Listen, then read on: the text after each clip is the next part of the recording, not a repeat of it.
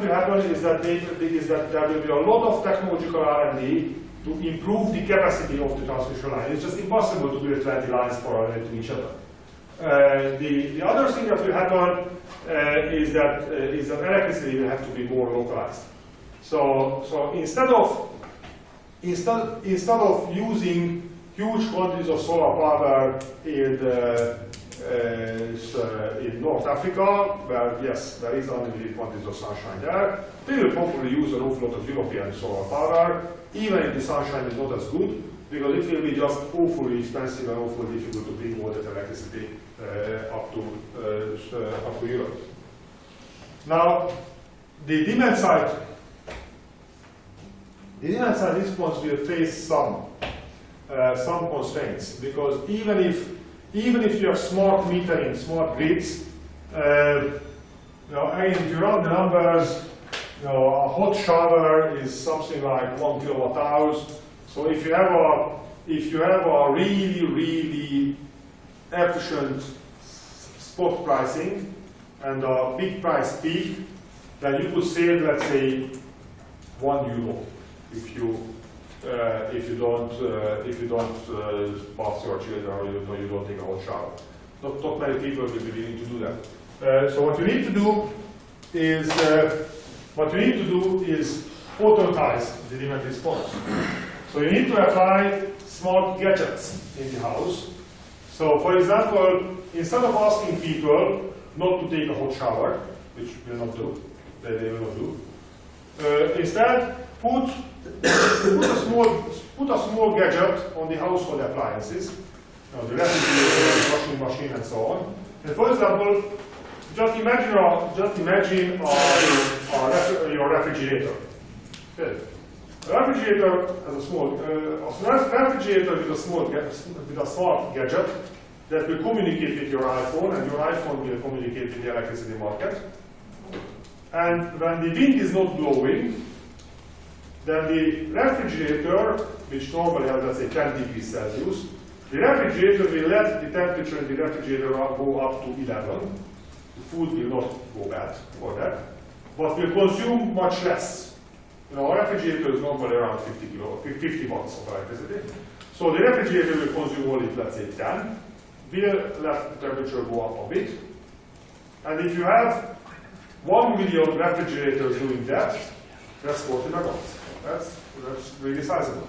So this is how the demand side response would really work. You need to apply the smart IT technology.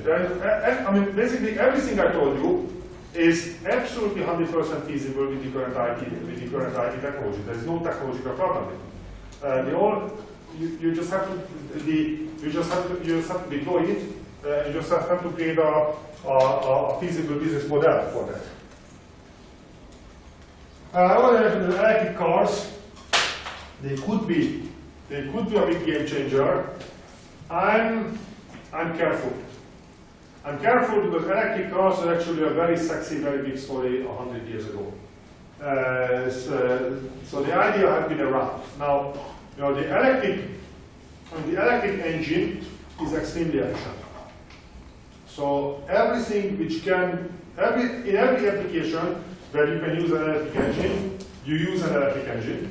So you don't have a vacuum cleaner with a gasoline engine, right? The problem is not the electric engine. The problem is the electricity storage, the batteries.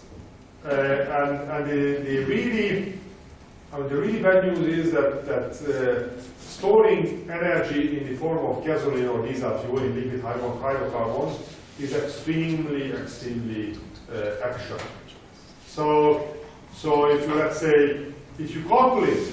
if you calculate again this high school physics of, let's say, something like this full of gasoline, that's like half a liter, right? Okay, half a liter of gasoline is around 20 megajoules. If you want to calculate how much lithium-ion batteries you would have to buy, they cost you roughly €100 each. So how much lithium-ion batteries you need to buy to store 20 megajoules of energy? It turns out that it's quite significant, and it will cost you an awful lot of money. So the battery technology needs to make a real breakthrough for electric cars to happen. And this is your question on how Europe will use gas. Because I said Europe will use gas-fired power plants. And gas is needed in a renewable energy system now, but this is a very good use for Siemens and not a good use for Gazprom. Because you need the gas-fired power generation capacity, because there will be cold, dark, windless nights when the gas-fired power plants have to run flat out. So you need a lot of gas-fired power plants. So if your business is to sell gas turbines, life is good. But when you operate a gas turbine only when the wind is not blowing and the sun is not shining, you don't consume a lot of gas. So the amount of gas that Europe will actually consume, that will go down. But in some periods, it will consume a lot. Now this will actually generate a big challenge for the relationship between Europe and Russia, because the traditional model was that Russian gas to Europe was flowing at a continuous speed day and night. But this is not how Europe will consume the gas. Europe will consume the gas when the wind is not blowing and the sun is not shining. So you will need much more flexibility in the gas system.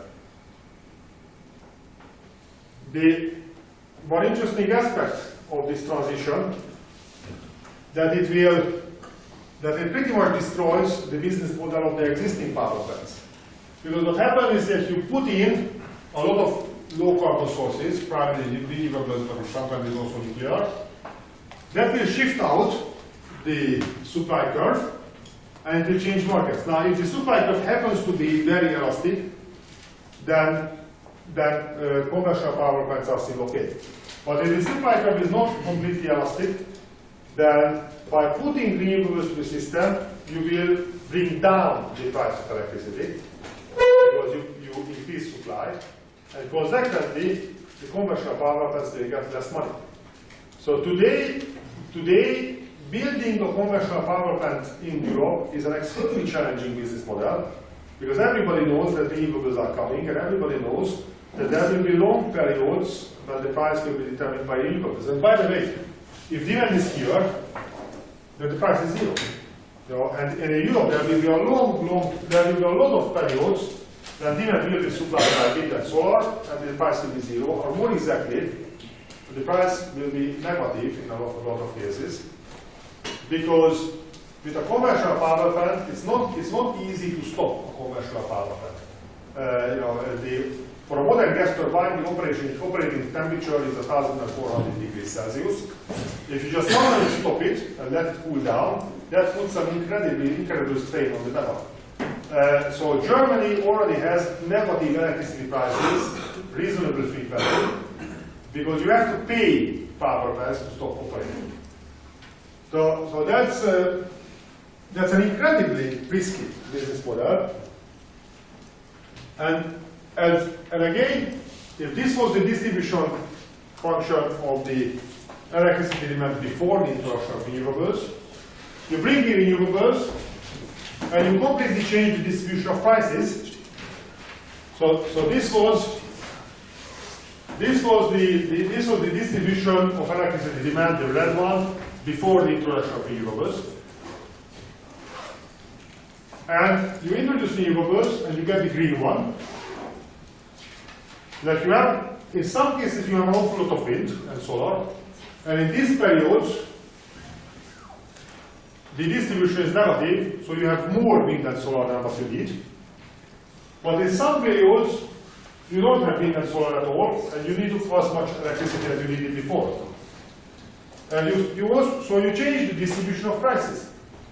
And with a bit of a simplification, you end up with a situation in which power plants receive an on average global cash flow with a higher volatility. Now, you don't have to be a financial genius to figure out that if you get less money but more volatility, that's not a good use. So it's very difficult to attract investment in this world. I'm not going to go into the details of this because a lot of markets are not yet completely functioning in Europe. And also there's a big risk is that, the big risk is that every government is very concerned about supply security. And so governments started to introduce measures to encourage power generation investment in various countries. Again, we don't have to go on all the details, just one very simple question: that does it look like a single market? Absolutely not. Because if you have individually designed national mechanisms introduced in every European country to encourage power generation investment in that given country, you will not have a single market. That's just impossible. So this is a very, very big risk that we might end up with a complete segmentation of the European energy system. So this is the story that I told you in the beginning. There are a lot of questions to which there is no proper scientific answer today, but I'm happy to take some more questions if you have. Because you talked about electric cars, and we previously discussed that transportation isn't really the big issue in CO2 emissions, isn't focusing research on electric cars kind of, going around the whole issue of reducing carbon emissions? But so it's not really tackling the big problem. Yes, no. Transportation is also a big problem. And also, I think the reason why electric cars is a focus of the attention, that if we had cheap, good electric cars, then we could basically kill two problems in one score. We could kill the problem of managing the electricity sector, because electric cars would provide the storage capacity for wind and solar power. And we could kill the problem of transportation sector emissions, because then the transportation sector would run on solar and wind power. So it is an incredibly attractive proposition. Unfortunately, the technological challenges are very, very serious. So that's but you are right. You are right that with the current, I must say that with the current technology, if you buy an electric car instead of a gasoline car, and if you calculate how much carbon dioxide emissions you save, the cost of reducing carbon dioxide emissions is incredibly high. And by the way, if you have an electricity system which generates electricity from coal, which is the case of China, India, and some parts of the United States, then if you buy an electric car, your carbon dioxide emissions actually go up. Powering an electric car with electricity coming from coal is more carbon dioxide emissions than using gasoline. So electric cars, the big contribution of electric cars is if you integrate them into a system. What about the future potential of pumped storage hydroelectricity in Europe? Do you think that is a big deal, or? But as I said, in Scandinavia, Switzerland, and Austria, I'm not very optimistic because of all the social and political resistance to big construction projects. I think there is a good potential in the Balkans region, but for anywhere, for Romania, Bosnia, and so on, you would need to build up a good electricity network between the Balkans and Germany.